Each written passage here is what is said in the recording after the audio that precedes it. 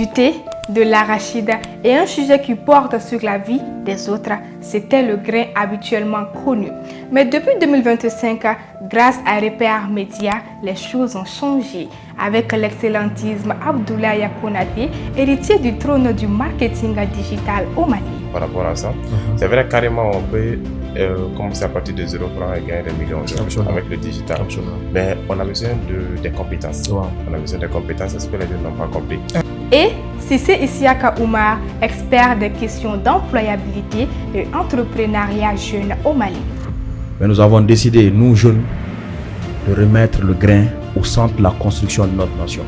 Un podcast inédit qui parle d'entrepreneuriat, d'emploi et de jeunesse a vu le jour, qui est nommé Le Grain des entrepreneurs. Dans ce premier numéro de 2026, je vous fais revivre les moments forts de l'année 2025. Pour ouvrir le bal, la vision, le statut juridique et la structuration étaient les sujets traités avec Moussa Doumbia, PDG de Jibougouni, que nous allons écouter. L'un des aspects assez essentiels pour notre écosystème, parce que beaucoup d'entrepreneurs ne connaissent pas trop tout ce qui est juridiction, fiscalité. Je vais regrouper cela, je pense, dans la structuration. Et au-delà de ça, c'est une question de vision pour chaque entrepreneur. Je pense que c'est ça. Et d'avoir aussi une culture, non seulement dans la juridiction, mais également dans la finance. C'est assez essentiel. Parce que quand on a une culture assez développée de la finance, de la juridiction, il y a d'autres compétences, mais pour le moment, je me focalise sur deux. On peut analyser là où notre trajectoire, là où on veut aller et faire le choix judicieux de notre croissance. Ensuite, nous avons parlé de friperie, Yugu, communication et entrepreneuriat au féminin. C'était avec Fatoumata Diawara, promotrice de Femmes Communication et du Festival de la friperie au Mali. Ici au Mali, pas mal de personnes n'ont pas les moyens de s'acheter des vêtements traditionnels. Je vais juste prendre l'exemple, le foulard que moi je porte, je l'ai acheté à 12 500. Juste le foulard. Par ailleurs, la friperie, c'est une alternative aux Maliens de s'offrir des vêtements de qualité à moindre coût. Parce que là, c'est qui manque. Étudier à l'étranger fut le thème de notre troisième épisode qui, entre rêve, préparation et réalité, Fatoumata Traoré, promotrice de Successway, nous parle des réalités du terrain. La majeure partie des parents maliens préfèrent opter pour les études à l'étranger après l'obtention du baccalauréat. Cela ne veut pas dire que nous n'avons pas de bonnes universités ici. On a de très bonnes universités au Mali actuellement, mais les études à l'étranger, ce n'est pas que le diplôme, c'est aussi une formation parallèle qui vient. Et on s'est dit qu'on va faciliter tout ce processus, rentrer en contact avec les universités partenaires.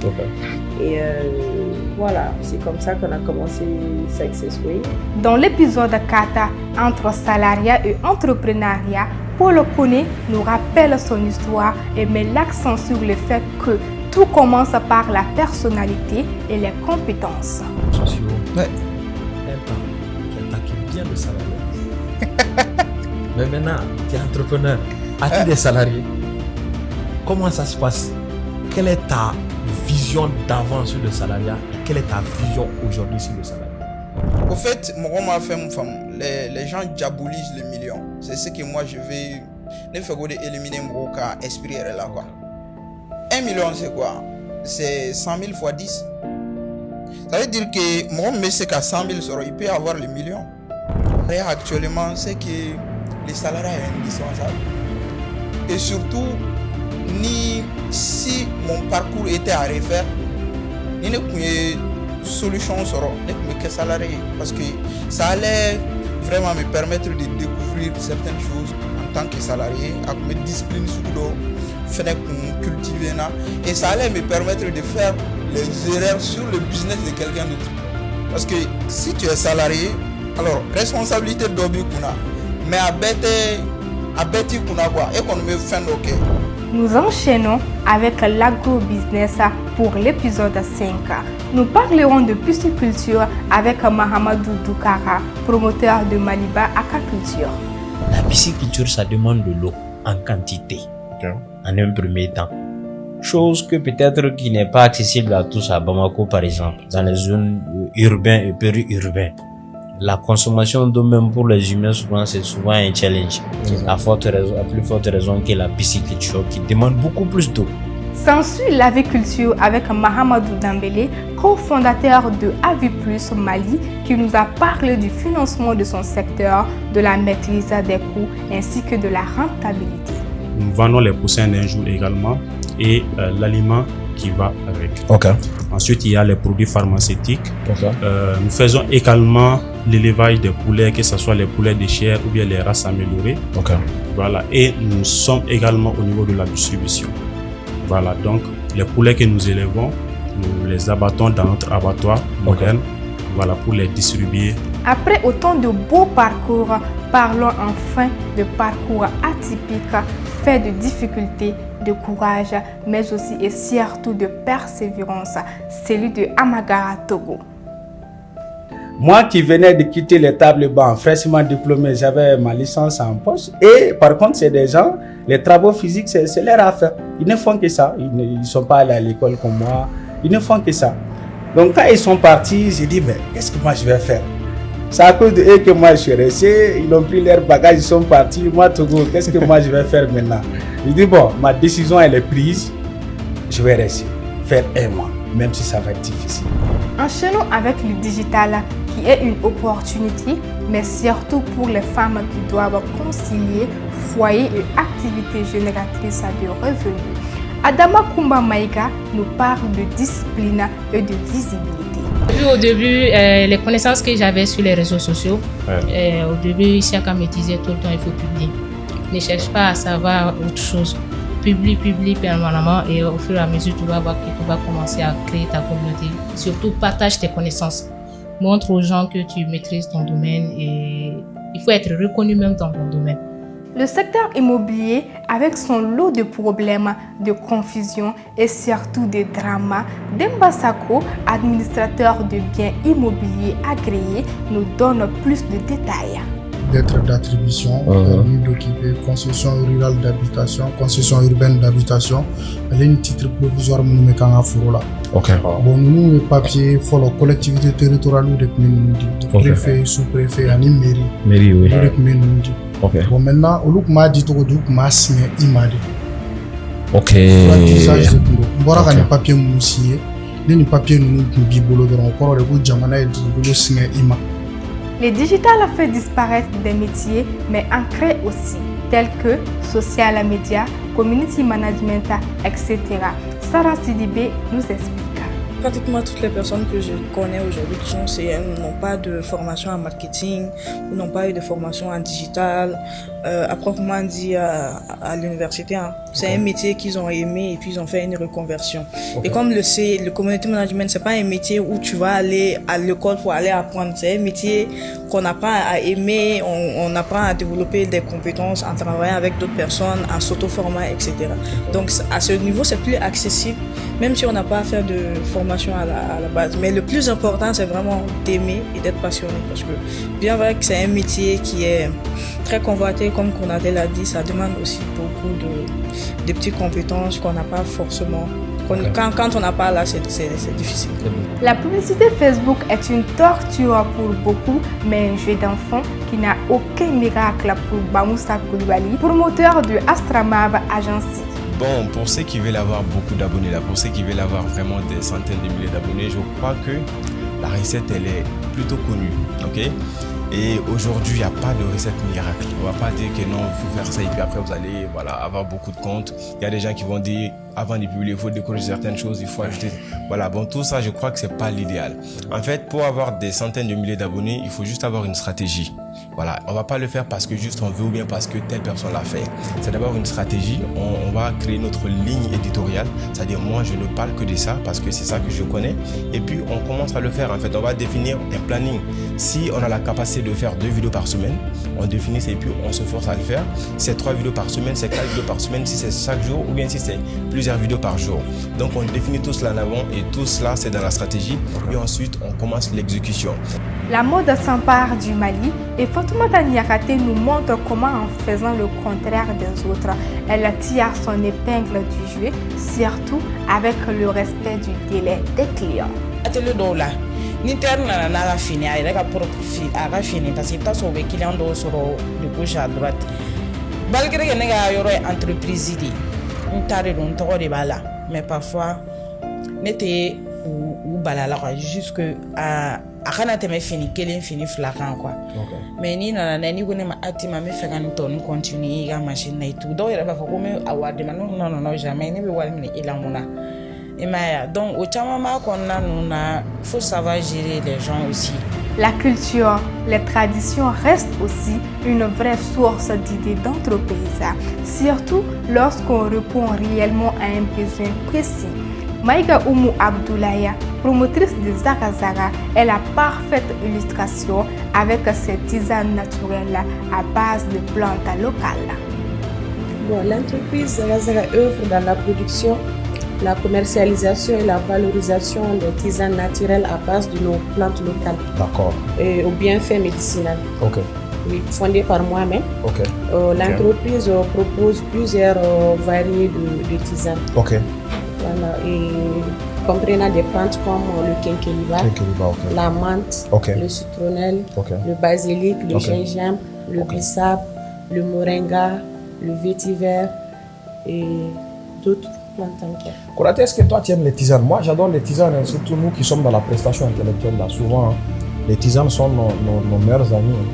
En tout cas, je pense que j'ai commencé à en prendre depuis la dernière fois où on s'est vu ici. J'ai acheté 2 sachets. Parfait. Il faut dire quand même que c'est vraiment délicieux. Même la foi est source d'opportunités, surtout lorsqu'on arrive à servir ceux qui la partagent avec nous. Assa Koulibaly nous demande avec Créa Maison de Couture. Donc j'ai acheté la machine à coudre. Pendant un ramadan, j'ai commencé à faire des couvertures de Coran personnalisées.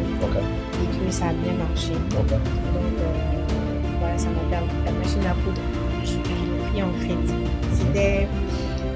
C'est pas que je n'avais pas les sous, c'était comme un moyen pour moi de me mettre une pression pour réussir cette chose-là. Donc après, les couvertures de Coran ont bien donné. Puis après, j'ai introduit les habits parce que c'est en ça que je m'étais spécialisée. Revenons dans l'agro-business, cette fois-ci avec la cuniculture ou l'élevage des lapins. Sekou Diakité de Zozanso nous démontre que la passion peut nous mener à une entreprise. Non, il y a un gafo. Baara in yɛlɛma k'a kɛ entreprise n'o ye n yɛrɛ ka cakɛda ye donc o hukumu de kɔnɔna la n nana san damadɔ kɔfɛ ka na entreprise créer entreprise min n'a tɔgɔ ko Zonzanso donc Zonzanso i b'a fɔ mɔgɔw b'a mɛn cogoya min na n'i ye zonzan yɛrɛ mɛn déjà i kan ka dɔn entreprise min min kɛ fɛn o fɛn bɛ zonzanko la an ka baara bɛnnen bɛ ka zonzanw lamɔ zonzanw lamɔli kɔfɛ an bɛ zonzan transformer n'o an b'a bayɛlɛma donc bayɛlɛmali n'i y'o fɔ i bɛ taa se sogoko ni fɛnw ma donc an b'o kɛ an bɛ zonzanw fɛnɛ feere donc o kɔfɛ fɛn fɛn bɛ zonzanko la u ka dumuniw u ka bilalilanw u ka jiginniminɛnw fo ka taa se u ka entretien ma ani ka mɔgɔw lakalan zonzan mara tagabolo ɲuman na n'an b'a fɔ ko formation ani assistance an bɛ olu bɛɛ lajɛlen kɛ. Souvent, le grain peut se faire avec seulement les chefs de grain. C'était le cas avec l'épisode 16 entre Sio et Konaté, qui nous ont parlé de marketing digital, puis l'éducation financière avec les finances personnelles et celles de l'entreprise. Bon, bien mieux, on a pratiquement pris ça. Depuis en fait, faire tableau là, faire une sani, comment dire marketing quoi. Mais dormir à la vie, c'est indispensable pour que ça crée avant. Donc, moi, c'est qu'à développer. Mais le marketing est mais il y a une définition finie. Donc, pour que ce qui a fait faire la coudon, à quel niveau de marketing qui est les gens qui est la coudon, ou le marketing entreprise la coudon. Pour que moi, comme moi, comme le cas, c'est qu'à ça. Quand on veut Mali, on quand même penser. Qu'on se fait, Mali, t'es charagné, gagne. Ça, c'est le droit et la fiscalité. On doit non an ka jamana bɛ retard la ne de bɛ k'a fɛ wallahi billahi potentiel min b'an ka jamana la j'ai eu la chance ka taa jamana wɛrɛ la wallahi a tɛ jamana kɔnɔ Mali ye sariya dɔn an sɔnna a ma ka sariya ɲuman k'an ni ɲɔgɔn cɛ À moins de 17 ans, il apparaît dans le magazine Forbes. Ousmane Diko, fondateur de Diken AI, la première agence d'automatisation par l'IA au Mali, nous a parlé de l'intelligence artificielle. Pour lui, l'IA peut servir à gagner du temps et de l'argent. Ok, Diken AI a pris du temps avant de trouver son positionnement. Comme tu sais bien, avant, on était axé sur créer des automatisations pour les entreprises pour faire gagner du temps. Mais à la fin, on n'apportait pas assez de valeur en ce sens-là. Après, maintenant, comment on s'est positionné? Diken AI, en fait, aide les entreprises à automatiser leurs services clients à 90%. Là, en fait, on crée des chatbots presque humains, en fait, clairement. Là, on a accompagné des entreprises, par exemple, au Canada, en France et tout.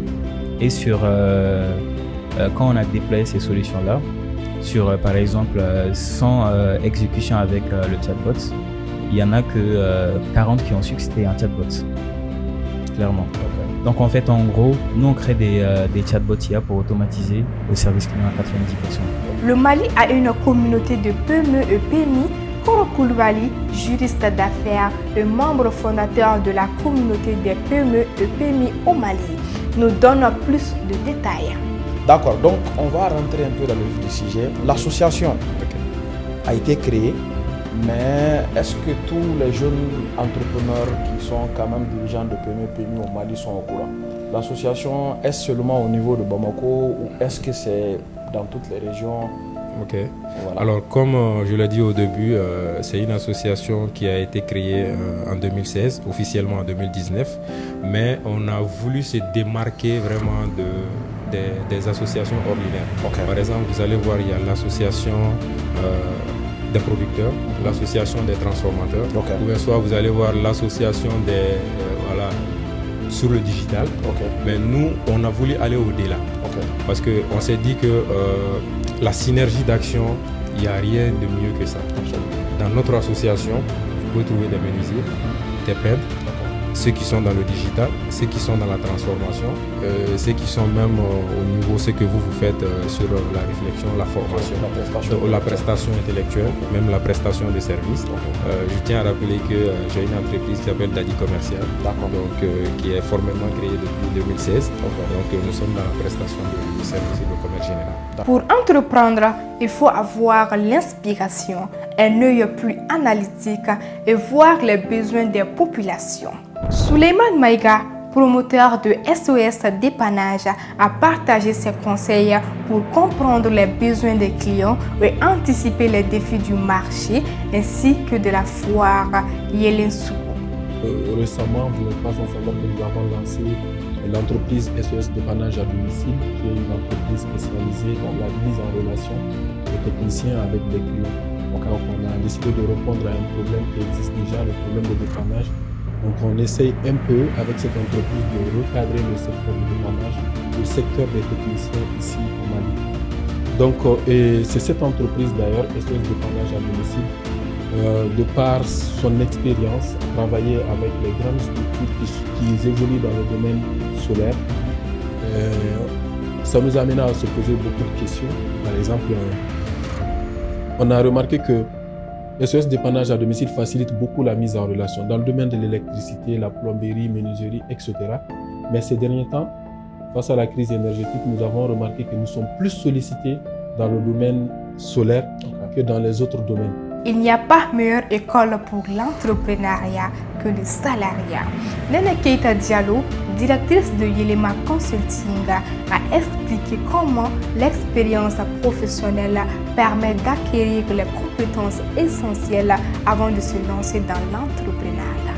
On va passer 40 ans, 50 ans de notre vie à travailler. Il est important de se demander ce qu'on veut véritablement et trouver le lieu, la cause aussi, qui nous tient véritablement à cœur. Et c'est ça qui m'a amené justement à réévaluer, on va dire, mon projet professionnel et à regarder d'autres horizons.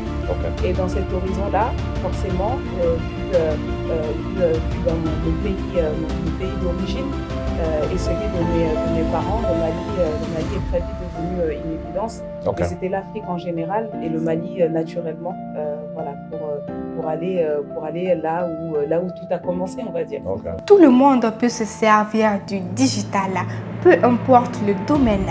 Saran Sidibé et Bokar Keita ont démontré comment le digital peut être un levier pour tous les entrepreneurs, quel que soit leur secteur d'activité, avant de nous inviter au concert digital de Mali Digital Génération. Donc c'est dans cette optique qu'on a décidé de créer Digital Génération. L'objectif surtout c'est de mettre l'employabilité face au digital, la formation et beaucoup de choses. Mais la chose la plus importante surtout, c'est qu'on a vraiment des ambitions. Le concert digital avec ça, c'est la première chose à faire pour beaucoup de choses.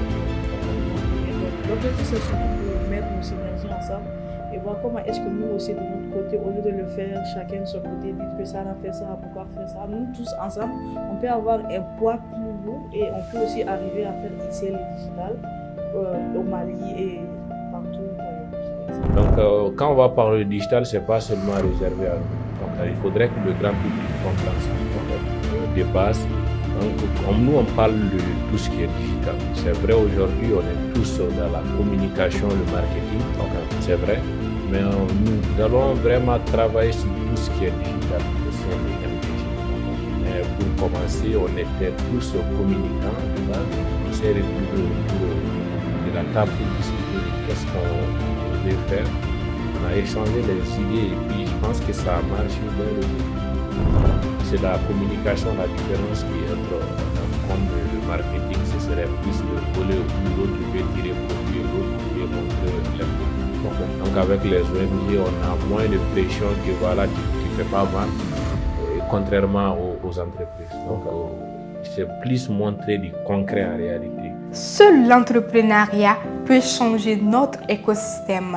Aïssata Diakité, promotrice de Zaban, a partagé sa vision sur l'impact que peuvent avoir les entrepreneurs pour transformer leur environnement économique et social, mais aussi une opportunité pour le secteur agricole, mais précisément les femmes. Bara Challenge Women 360 degrés. Mes recherches autour de Zaban, je dis l'industrie c'est bien, mais je peux aussi travailler dans l'impact. L'impact en tant que personne et l'impact avec une structure qui pourra travailler. Donc, on va dire dans Zaban, on a Zaban, la partie industrielle, que vous connaissez, je pense, qui fait la production de nos produits, des jus, des tisanes, des confitures. Et qui est la structure mère même qui est née en 2017-2018. Et après, j'ai lancé Zaban Institute en 2020. Qui est l'une des premières food tech au Mali pour pouvoir accompagner les projets et accompagner les entrepreneurs. Et on a beaucoup travaillé d'ailleurs avec les grandes institutions, beaucoup d'ONG. Et on a renforcé des entreprises, on a travaillé avec le gouvernement sénégalais pour la structuration de la filière mangue à Casamance. On a travaillé avec le gouvernement du Niger, donc la chambre de commerce qui nous a envoyé des entreprises pour les renforcer, etc. La meilleure des gestions est la prévision et d'activer le mode de survie pour M. Fodé en période de crise. Fodé Keita, consultant en croissance d'entreprise, et Mamadou Sanogo, spécialiste en stratégie digitale, ont discuté des stratégies pour anticiper et gérer les périodes de crise grâce à des technologies et à l'intelligence artificielle, avant de lancer un appel à participer à leur événement annuel Grande Rencontre des entrepreneurs du digital. Alors, Fodé, là actuellement, la situation qu'on a mal là, tout le monde sait que c'est difficile. C'est vraiment difficile, surtout entrepreneurialement. Toi qui es là, qui accompagne les entreprises. Alors, généralement, est-ce qu'il y aura-t-il des cas qui est là, c'est entrepreneurialement qui est là. Alors, Konaté, ça c'est une question très pertinente que chaque entreprise ou chaque entrepreneur devrait se poser. C'est-à-dire, ce n'est pas au moment de la crise qu'on doit se poser cette question, bien avant la crise. Parce que quand on est entrepreneur, c'est des étapes, c'est des périodes de début, voilà. période là où la turbulence est là, période là où il y a la stabilité qui est là. Donc ça fait partie du processus. Donc tout doit être préparé à l'avance. Un bon entrepreneur doit être en mesure qu'à préparer. Bon, on ne va pas prendre l'exemple seulement entreprise ou entrepreneur. Je dirais, moko kelengelen be ni kanga ke be leçon ni be kanga senki y préparer ni wakati na parce que quand l'épreuve est là, une crise c'est un choc, c'est une épreuve, c'est un problème. Maintenant, face à un problème, il y a deux types d'individus. Il y a d'autres qui succombent au problème, il y a d'autres qui essaient de s'adapter au problème et il y a d'autres qui vont sortir gagnants. Voilà. Donc, d'autres, nous me succomber à là et ils vont sortir perdants. Nous me adapter à Konon et ils vont sortir gagnants. Donc, il y a ces deux personnes, il y a ces deux entreprises. Donc, au entreprise au fond là, il y a beaucoup d'entreprises qui n'étaient vraiment pas préparées et c'est pas la première crise au Mali.